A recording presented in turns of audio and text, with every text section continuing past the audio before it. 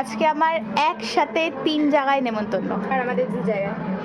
3টে ইনভিটেশন আমার একসাথে। আমি কত খাবো আজকে আমি সারাদিন আমি নিজেও জানি না। সো হ্যালো কিউটিজ, আমি রিম্পা আর আজকে আমার সাথে রয়েছে আমার বোন। তাই ভাবলাম তোমাদের সাথে না হয় আজকে একটা হোয়াট আই ইট ডিনারে শেয়ার করা যায়। আর প্রথম যেখানে নেমন্তন্ন ছিল সেটা আমার বাড়ির একদমই সামনে, ওই যে যেখানে ছাতা টানানো দেখতে পাচ্ছ, আজকে দুপুরে সেখানেই খাওয়া দাওয়ার নেমন্তন্ন ছিল। কালী পুজো উপলক্ষে মায়ের ভোগ প্রসাদ খাওয়ার জন্য গেছিলাম। তো আমরা 3 ভাই বোন তো গিয়ে আগে চেয়ারে বসে পড়েছি। এরপর চলে আসে সাদা পাতা আর তারপর একে একে খাবার পরিবেশন করা হয়। প্রথমেই মায়ের ভোগে ছিল খিচুড়ি আর তার সাথে এই ভেজ পকোড়াগুলো, যেটা দারুণ খেতে হয়েছিল। খিচুড়ির সাথে তো ছেঁচড়া আর আলুর দম মাস্ট, দেন ছিল চাটনি, পাঁপড়, পায়েস আর মিষ্টি। আর সন্ধ্যাবেলা আমি আবার রেডি হয়ে নিয়েছিলাম আর আজকে আমি আমার মায়ের একটা সুন্দর কুর্তি সোয়েটার পরেছিলাম। দেন চলে এসেছিলাম আমার এক বান্ধবীর বাড়িতে। ওর বাড়িতেও আজ কালী পুজো উপলক্ষে নেমন্তন্ন ছিল। আর সন্ধ্যাবেলা ওখান থেকে 1 কাপ করে কফি খেয়ে নিয়েছিলাম আর তারপর সবাই বসে কিছুক্ষণ গল্প করছিলাম, যেখানে আমার মামাই তো রোজিকে আদর করতেই ব্যস্ত ছিল। এরপর চলে আসি খাওয়া দাওয়ার পর্বে আর প্রথমেই ছিল খিচুড়ি, আলুর দম, আলুর ফিঙ্গার, দেন চলে আসে রাইস আর এঁচোড় চিলি, যেটা তো